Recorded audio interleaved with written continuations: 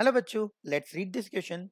Question says two adjacent sides of a parallelogram ABCD are given by AB vector and AD vector. चलो, तो AB vector अपने को दे रखा है AB vector और पैरेललोग्राम बनेगा तो AD vector अपने को दे रखा है AD vector. चलो, तो ये पैरेललोग्राम हम लोग बना देते हैं. A, B, C और D ये पैरेललोग्राम अपना बन गया. ठीक है, AB वेक्टर दे रखा है, AD वेक्टर दे रखा है, इनके बीच का एंगल मैं कुछ थीटा मान लेता हूँ. ठीक है, चलो AB वेक्टर कितना है? AB वेक्टर हमको दे रखा है 2i plus 10j plus 11k और AD वेक्टर कितना दे रखा है? -i plus 2j plus 2k. अब आगे का क्वेश्चन पढ़ते हैं. If side AD is rotated by an angle alpha in the plane of the parallelogram so that AD becomes AD dash. तो AD को हमने क्या करा, थोड़ा सा रोटेट कर दिया. ये जो AD है ना, ये इसको रोटेट कर दिया. कितना रोटेट किया? Alpha alpha alpha. और अल्फा जब रोटेट किया तो AD डैश जो है makes a right angle with AB. तो AB के साथ उसका एंगल कितना हो जाता है? 90 डिग्री हो जाता है. ऐसे ऐसे. तो ये हो गया AD डैश. समझे? तो AD को ऐसा रोटेट कर दिया तो AD डैश बन गया जो कि परपेंडिकुलर हो गया. अब हमको बताना है एंगल अल्फा कितना होगा, cosine of angle alpha.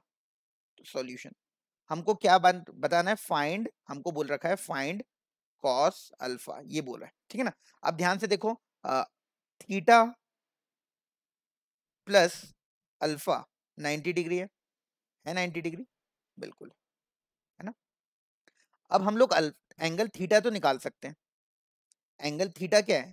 Theta is angle between AB vector and AD vector.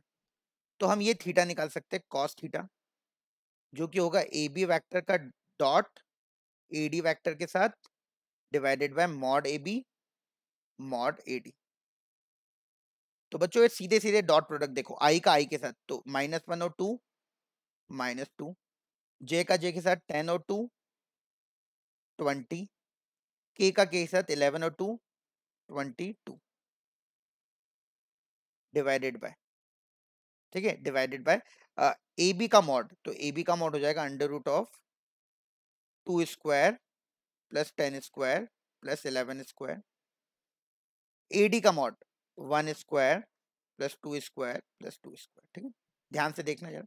इधर कितना हुआ? इधर हो गया ऊपर 40 हो गया, नीचे कितना हुआ देखो, 10 का स्क्वायर 100 और 11 का 121.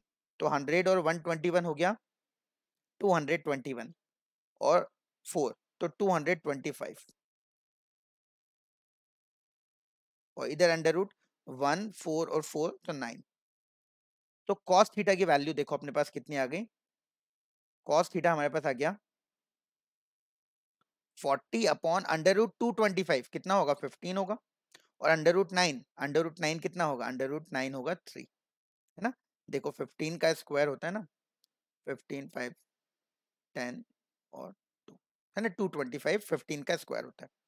तो ये ऊपर से नीचे से कैंसिल हो गए तो कॉस थीटा की वैल्यू अपने पास आ गई 8 अपॉन 9. ठीक, लेकिन हमको कॉस थीटा नहीं चाहिए, हमको कॉस अल्फा चाहिए.